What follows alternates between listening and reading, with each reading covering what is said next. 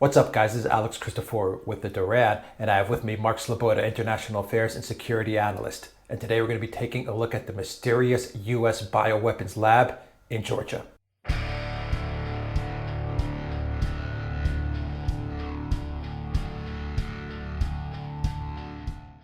Mark Sleboda from Moscow. I'm also in Moscow as well, so we're doing this from the same city. It's good to have you again on the Duran. And yeah, always an honor and a pleasure. All right, it's great to have you. And we're going to be talking about a news subject, a news topic that has not seen much light of day for various reasons, which you can get into. I know in the U.S., the Kavanaugh thing has sucked up a lot of the oxygen of the news cycle, but this is an incredible story. Really an incredible story. And I'd like you to give our viewers some background as to what's going on here with the accusations from Russia that there is a bioweapons production and facility in Georgia. People have died. The U.S. has denied it. Georgia has denied it. Get into the details and some of the backstory for our viewers so they can see what's going on in Georgia right now with this bioweapon story. Yeah, this is a story that has actually been building for a couple of years with multiple fronts of evidence slowly emerging, and it's come to a head in the last week and a half as the Russian Ministry of Defense officially made accusations and asked for replies. Asked the U.S. to answer questions it has about exactly what the U.S. military is doing at a supposed biomedical research laboratory in Georgia on Russia's southern border. Specifically, most of the events surround one particular facility. It is a facility that was built by the United States. It was built by funding from the Defense Threat Reduction Agency, whose supposed goal is to prevent the proliferation of biological, chemical, and radiological threats. The facility, quite ironically, is actually, it was built by the U.S. in Georgia, supposed to be turned over officially to the Georgian government. It is the Richard Lugar Center for Public Health and Research in Georgia. And the irony there is Richard Lugar, of course, was a long-serving U.S., he was a war hawk, but he was also known at the end of the Cold War for launching a lot of programs in an attempt to secure and prevent the proliferation of biological, chemical, and nuclear weapons and technology after the self-implosion of the Soviet Union. And he had a lot of cooperation from a lot of former Soviet governments, including in Russia for a time. So this facility, they part of their supposed mission includes the quote, prevention of the proliferation of technology, pathogens, and expertise related to the development of biological weapons. This facility is in a small town about 17 kilometers outside of Tbilisi called Alexeyevka. The facility is built on a former U.S. military base. The locals have reported increased headaches, sickness, strange smells constantly emanated. They are complaining that the facility is burning whatever it is they're burning at odd hours, polluting the air, and that they're also dumping effluent into the local water supply, the local river and lake system. Now, this has been particularly brought to a head because there have been a series of mass fatalities involving subjects at this medical research facility. Through 2015 and 2016, some at least 73 people being treated at this facility died. And 24 of them occurred in 1 month, supposedly on one day. Now, the official story, the story that we're gotten, and it's changed over time so much, is that these were all patients being treated for hepatitis C. And hepatitis C, it is a problem in Georgia, as it is in several of the post-Soviet republics. And according to some statistics, 5.4% of the Georgian population is affected, tests positive for hepatitis C. So it is either badly needed research, although rather curious that U.S. Military medical programs would get involved in it, or it's a very good cover for a guise for what might theoretically be actually going on at this facility. And supposedly the drug that these hepatitis C victims were being treated with is Sovaldi. And Sovaldi is manufactured by Gilead Sciences, a US-based company, and on the board of Gilead, get this, is former US Defense Secretary Donald Rumsfeld. That's a pretty interesting coincidence, I must say. They're being conducted by a program at this facility by a combination of the U.S. military's Defense Threat Reduction Agency, the U.S. CDC, and Gilead conducting this program. An interesting combination there. Russia has also reported an outbreak of several rather unusual diseases that have originated from this facility, including there has been an outbreak of a Crimean Congo hemorrhagic fever being borne by ticks, carried by ticks, rather unusual in the region. It was started in Georgia and spread into southern Russia. And if you have any a clue what a hemorrhagic fever, Ebola is a hemorrhagic fever. So it's something rather dangerous. There's also been an outbreak of African swine fever, also cured in the past few years, also originating from Georgia. And documents uncovered from this facility include a research into orthopox virus, also extremely dangerous. So the accusations actually first don't come from Russia. They come from a former Georgian minister, and this is very important. Igor Giorgadze is a former Georgian state security minister. And he's an opposition politician. He is the head of the Justice political party. And he's also the head of the anti-Soros movement in Georgia. Something that I think we can, a person that we could find a little bit in common with. And he's had leaked to him, through his contacts in Georgian security services. What he says are 100,000 pages of documents from this Richard Lugar facility. And the documents are pretty damning if it proves that they are true. And he does raise, when asked about it, he says, it is possible that these documents that he got were a very sophisticated fake disinformation, but that's 100,000 pages of pretty good disinformation in fluent medical military English, so making it rather curious if that were true.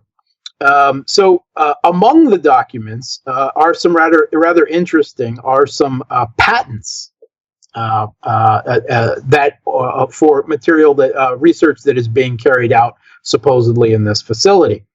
One of it is for munitions, biological and chemical warfare munitions, particularly including hollow point payload capsules capable of delivering chemical or biological agents.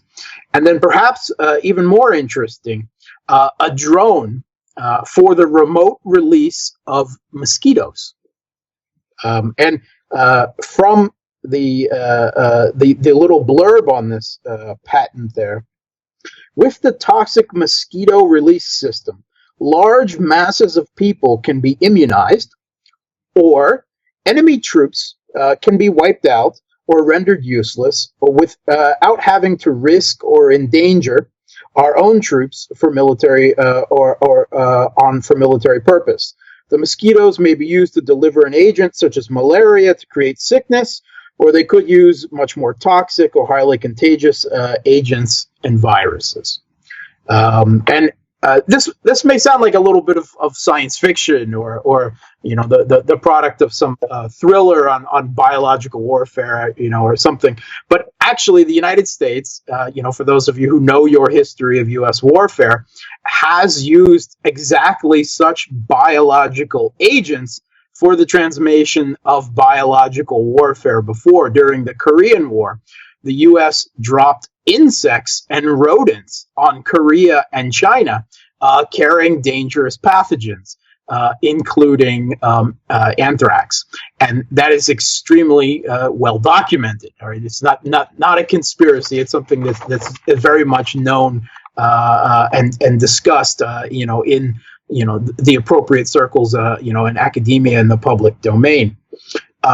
I myself recommend a book on the subject. You can get it on Amazon. I read it when I was doing my dissertation in London. Six-Legged Soldiers, Using Insects as Weapons of War by Jeffrey Lockwood. And that's a good introduction into the idea of using insects as vectors of warfare, again, particularly to carry biological agents. Now, the Pentagon, researching using insects as biological agents is also being carried out by DARPA, the Pentagon's Defense Advanced Research Project Agency, which I think probably most of you out there know. This is kind of like the mad war scientists. There's a lot of, an extremely large amount of U.S. military cutting edge tech that comes out of DARPA. Now, they say that they are conducting research involving U.S. companies for the use of insects to carry genetically tailored viruses for immunizing basically crops. The insects would carry a genetically tailored virus whose purpose would be to drive out an existing virus. All right. Now, critics, academic critics of this raise some questions. Why would you need insects as a vector to carry this, rather than using the successful method of spraying with these documents? And the only reason they can come up with why you would need to use insects as a vector instead of just spraying is if you didn't have ready legal access to the fields, as if you were trying to release something in maybe another country, perhaps something not actually intended to protect crops. So some rather interesting research being carried out there. Is this, Mark, real quick before we get to the next question? Can you explain the difference between chemical warfare and bio warfare very quickly? And then as you explain the difference, can you get into why this matters for Russia? So some of the basic reasons why Russia is involved in exposing this, or why they're making these accusations. Are we really talking about the U.S. weaponizing insects and weaponizing, mosquitoes in order for them to cross over from Georgia to Russia? Is this? It sounds very simplistic and very science fiction-ish, like you said. But is this what we're looking at? Yeah. Okay. So biological and chemical weapons, along with nuclear, are part of the triad of prescribed weapons that are included as weapons of mass destruction. And of course, chemical weapons include such things as sarin gas. Chlorine could possibly be used as a chemical weapon, and these are artificially produced chemicals that cause usually a respiratory or other type effect. Biological weapons is specifically using viruses, bacteria, and toxins as weapons of war. And because of the nature of human illness, it is considered a rather unreliable, if extremely frightening weapon, because of the possibility, of course, of it spreading. And because of that, there was in 1972 signed a treaty banning the use of biological warfare, and toxic agents as well, that both Russia and the United States are supposedly a signatory for. Unfortunately, we all know that it's pretty well known that Russia, the U.S., and other major powers do carry out research, at least on biological weapons, often using medical centers whose purpose is to prevent or study the effects of biological weapons, of course, because they contain the biological high-level security facilities, the biohazard facilities that would be needed to work on this type of material, and they would legally have access to it. Rather interestingly, this Richard Lugar Center in Georgia, 2 floors of this facility are still reserved entirely for the use of the U.S. military, U.S. Personnel, and only U.S. personnel with security clearance were allowed access to these floors. As well, the U.S. Diplomats were carrying biological material using diplomatic bags. And there's a rather interesting question again: why is U.S. military working on these supposedly medical facilities built in Georgia, and why are U.S. diplomats carrying bags with biological material, something that supposedly they don't want anyone else to know about, which is why they're doing it on diplomatic cover. And again, this is all documented. Now, the reason why Russia it feels particularly threatened by this is because, first of all, this isn't the only such facility. There are multiple countries surrounding Russia where the U.S. is doing biomedical research at this point, and much of it appears, for some reason, again, to be related to work with the U.S. military. There are 11 such facilities carrying out such research in Ukraine at the moment, 11 of them. And Russia is really starting to feel that the U.S. is preparing, or at least doing research on biological warfare to be used against them. In particular, another related incident over the last few years is that the U.S. military, the U.S. Air Force in particular, the Education and Training Command, has actually run ads on the web, and we'll see if we can get a link to one of them here, asking for genetic material, specifically RNA and synovial fluid and membranes, tissue, only from ethnic white Caucasian Russians. Why would the U.S. Air Force be interested in specifically material from ethnic Russians? And actually, in the ad itself, they answer a question: would you accept genetic material from Ukrainians. And no, very specifically, they want material from ethnic Russians. And that it's a rather interesting situation because, of course, Russia is extremely ethnically diverse. There are over 200 different indigenous ethnic groups in Russia, not to mention all the peoples of the former Soviet Union, lots of Afghans, others. Russia is kind of a genetic hodgepodge. But the majority of the population, particularly in Western Russia, we're still, talking 80% of the population, 75 to 80 percentage-wise, is still what would be considered great ethnic Russian. So Russia has asked a lot of questions about why the U.S. is military in particular wants this genetic material. And the official answer from the U.S. Air Force is they're doing locomotor studies to identify various biomarkers associated with trauma.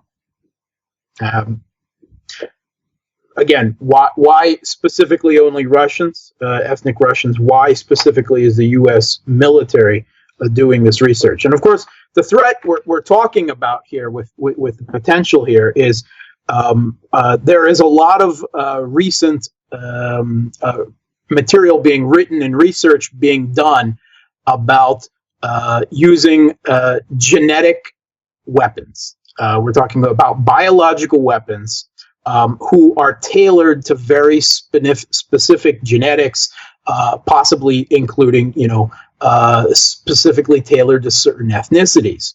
And UNESCO has actually issued a report on this in recent years, calling it Genetic Weapons, a 21st Century Nightmare.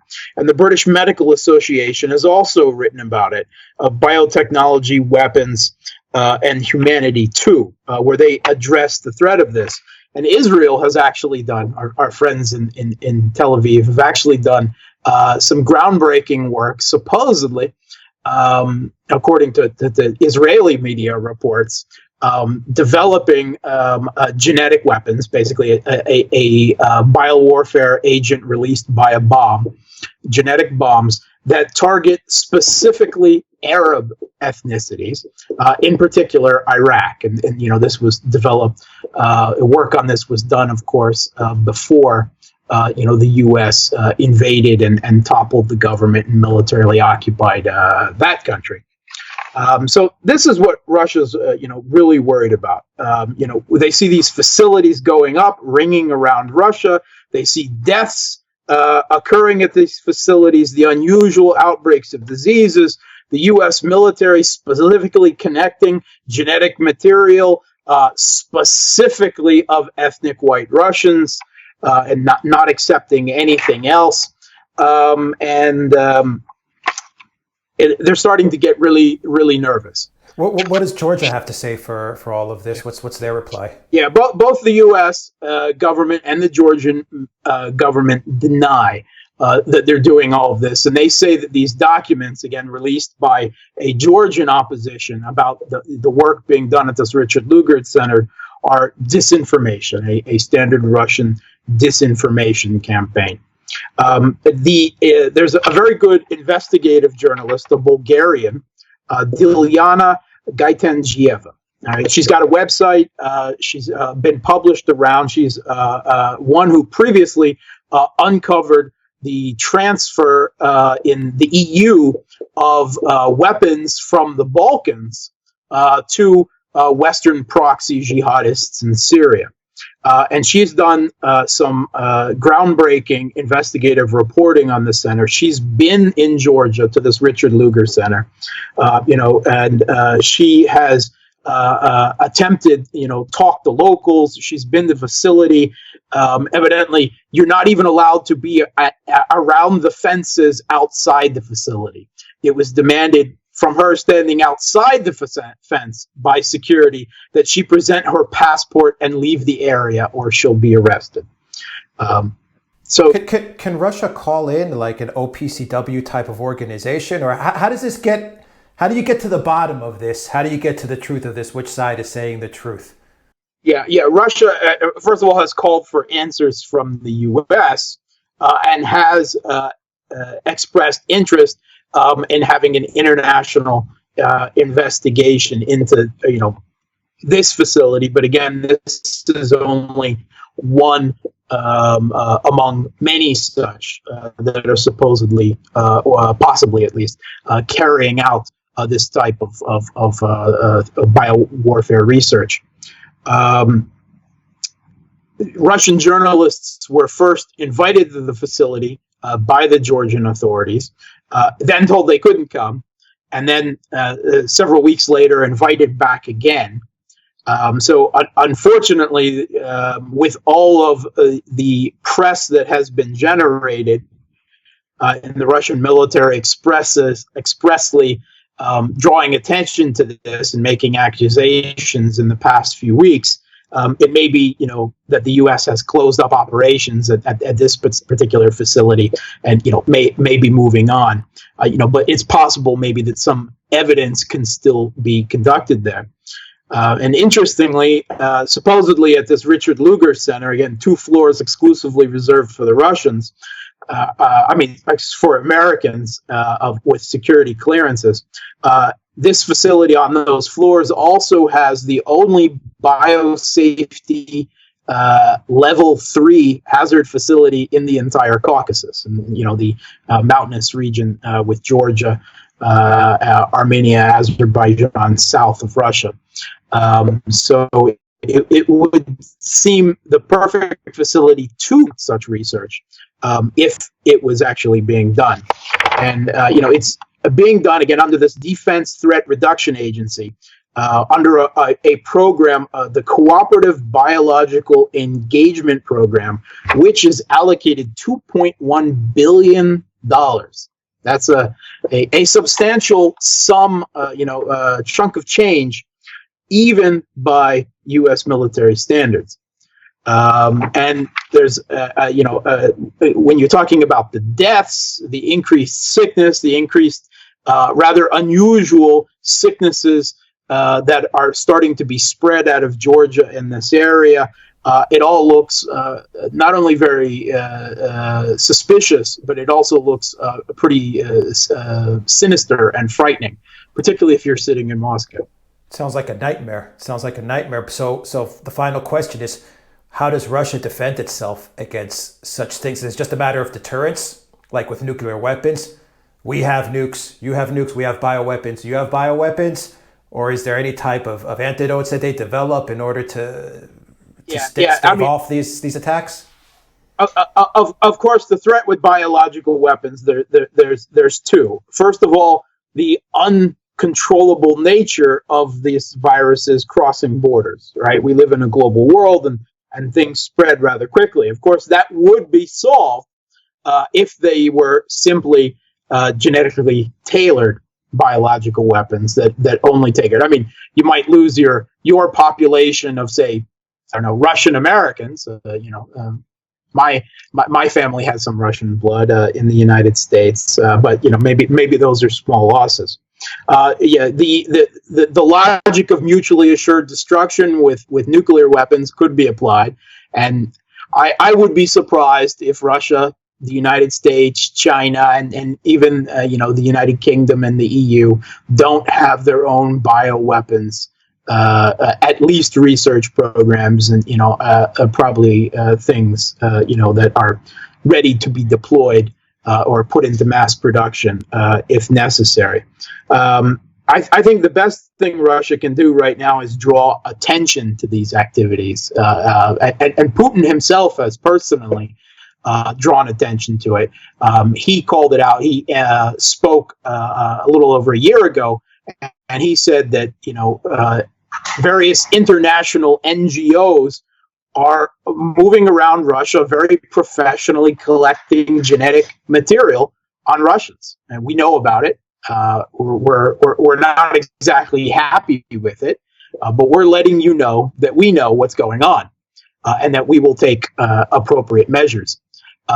Russia said that these facilities conducting this research outside Russia is, from a security perspective, simply unacceptable. And right now, they're drawing attention to it. They're drawing media attention to it, and with hopes that the U.S. will shut down or maybe come forward with some transparency to show what exactly it is that they're doing there, if they have good reason for the U.S. military to be involved in medical research in these facilities. But if not, it might conceivably be necessary for Russia to carry out kinetic operations or espionage to further determine what's going on, and then possibly eventually leading up to kinetic operations to shut them down. Is that your hunch as to how this is going to get resolved? Most likely is with the kinetic operations, other than the U.S. I don't think kinetic operations. The U.S. is quite as quick as to drop cruise missiles on other countries as the United States.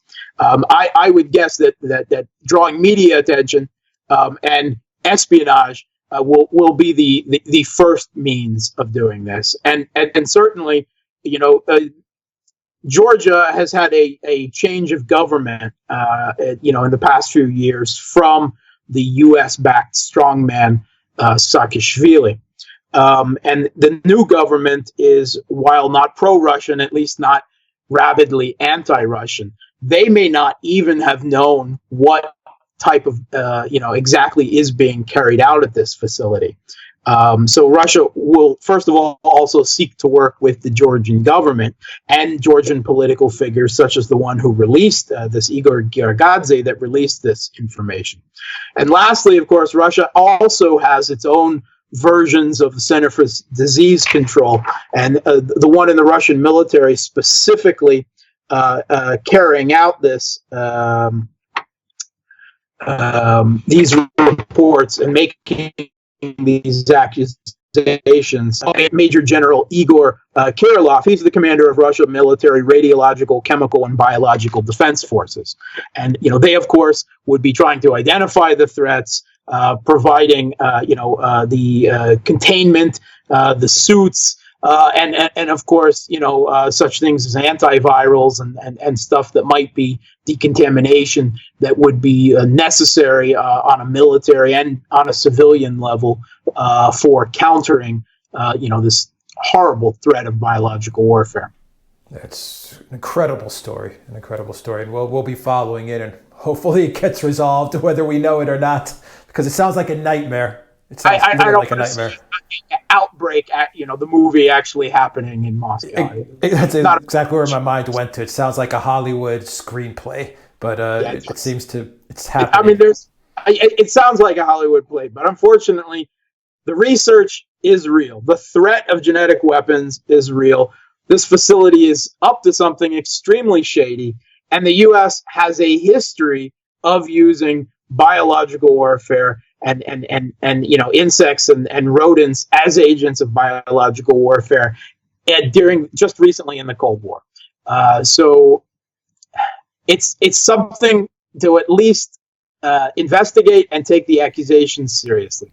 Right, exactly. That's why we are reporting on this. And your expertise was very, very insightful. Mark Sleboda, International Affairs and Security Analyst via Moscow. Thank you very much. Guys, if you like this video, click on the subscribe button down below and click on the notifications bell to get notifications every time we push out a new video. Visit the Duran shop, pick up a t-shirt, help support the Duran. Mark Sleboda, International Affairs and Security Analyst out of Moscow. Thank you very much.